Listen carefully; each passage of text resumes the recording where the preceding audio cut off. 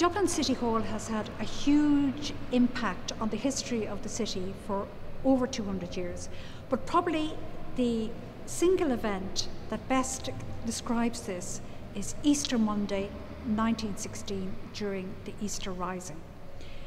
At 12 noon, 10 men and 8 women entered this building. They were members of the Irish Citizen Army, and they had marched up from Liberty Hall to seize the building and establish a garrison here.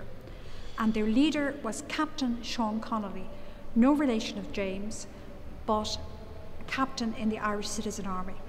In civilian life, he worked for Dublin Corporation in the motor registration department, and he was also an actor in the Abbey School. The Abbey School of Acting was where he trained, and he then performed with the Abbey Theatre.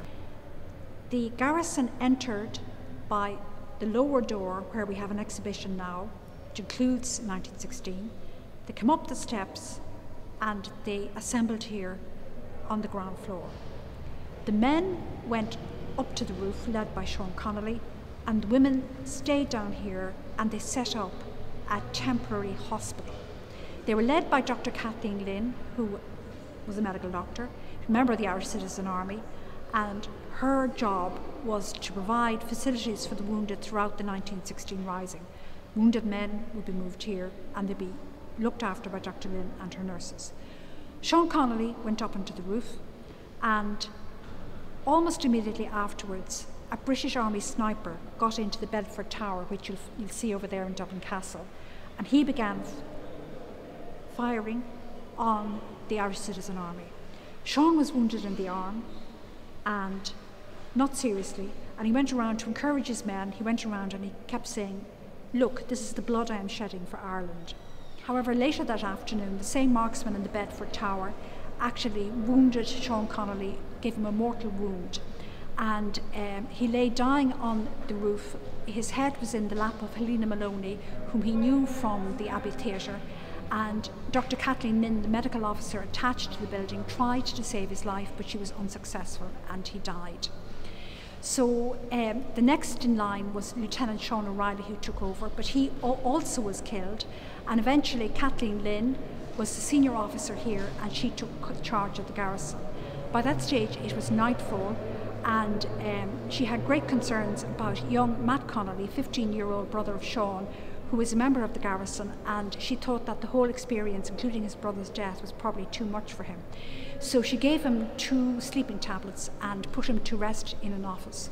So he actually missed the entire surrender of the garrison, which occurred at midnight. The British Army broke in through one of the windows here and seized the building with a machine gun. Kathleen then came out into the centre of the rotunda carrying a white flag, and meanwhile the men of the garrison, who were still on the roof, escaped over the rooftops, but actually got themselves into Dublin Castle, where they were arrested and imprisoned. However, in the course of their escape, 2 of them were killed, Louis Byrne and George Gagan. And in fact, we have a plaque outside the building which commemorates the 4 men who lost their lives in City Hall: Sean Connolly, Sean O'Reilly, Louis Byrne and George Gagan. However, the rest of the garrison was seized, and poor Matt was left in the building on his own. They didn't even notice that he was here.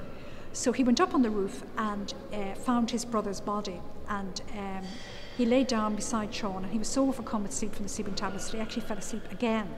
So it was later on the following morning when the British Army found him and actually arrested him at that point. It was quite a traumatic experience for a very young boy, and we have an oral history account which was captured by the family in 1966, Matt's recollections, which were pin sharp 50 years later, of that terrible day in 1916 where they had fought and his brother had died for Ireland.